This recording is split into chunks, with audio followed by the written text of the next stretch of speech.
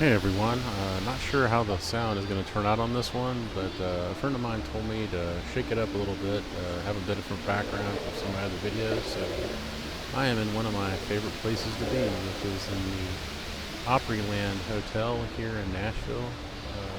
I like to come here sometimes and kind of reflect and just listen to the fountains in the background, and it's kind of nice just being around people, and it's a comfortable place to be. And the nice thing is you can be here year round. It doesn't matter what time of year it is.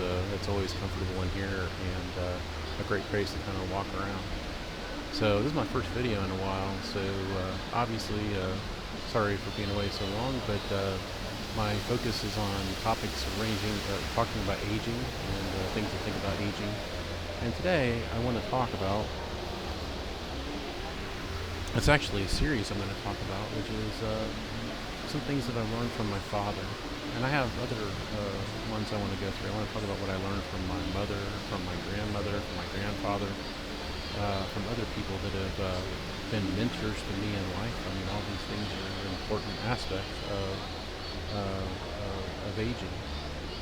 Taking the wisdom of the prior generation and applying. There was a really good uh, minister that did a sermon back about a month ago that I listened to, where he was talking about Jethro, who was the father-in-law of Moses, and how Jethro actually he gave Moses advice. Moses was at a time when he was taking on everything onto himself. He was doing all of the work. You know, every problem that was happening, it was all him, all time, from morning till night, is what it says. And Jethro took him aside and said, "That's not working. You've got to stop that. You're going to frustrate everybody. You're going to burn yourself out." And told him, "Look, you need to change." And Moses listened to him, and he actually did change. And I think that is the thing that I thought was the most important or the most interesting about the story, is that his wisdom, Jethro's wisdom, was taken, and he actually listened and he took action.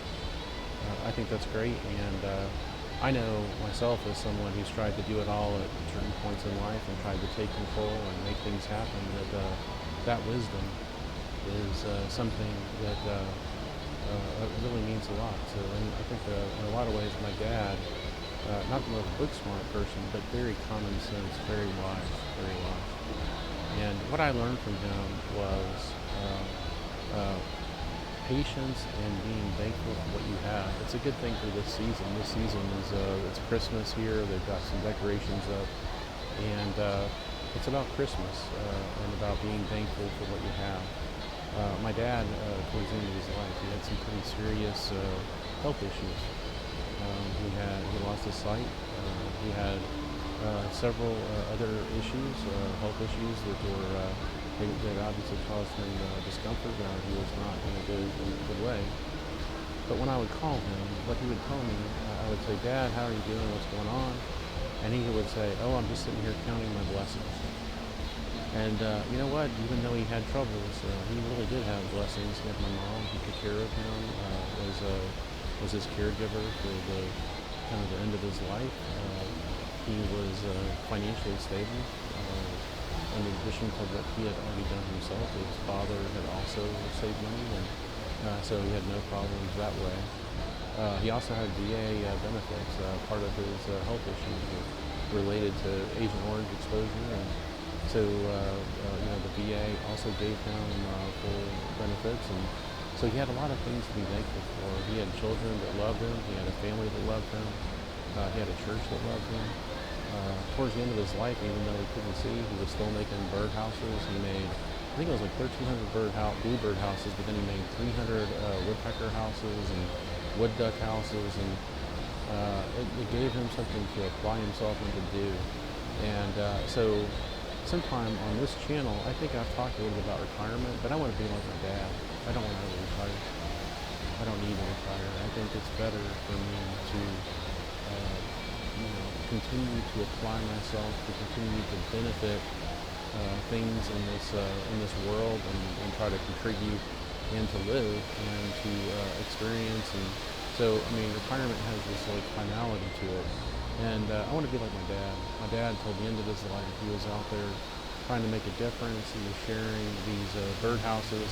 He would just at dinner he'd give them to little kids. He'd paint them blue and give them to little kids, and the little boys and girls would just hold them in their laps and just be excited to have this thing. And my dad was getting constant. I mean, to this day, I get emails or comments from people that, oh, you know what, your dad's birdhouse, we got some new bluebirds, and that is a legacy. It's a legacy. And again, he just had the best. Even in trying times, he just was very blessed. He was a blessed man, and he tried to pass that on to other people, and I have always appreciated that. So maybe that's something to take away from aging is even though we age, I know sometimes people get a little lonely or isolated, or they truly retire and they retire from the world. I want to emulate my father. I want to be more like him. I want to take that example of just being, something, contributing something to people's lives, and he was a giver. He was a giver, and I want to be a giver in life, and I hope I can be. So that's it for this one. Looking forward to the next time I get to talk to y'all. Thanks so much. Bye.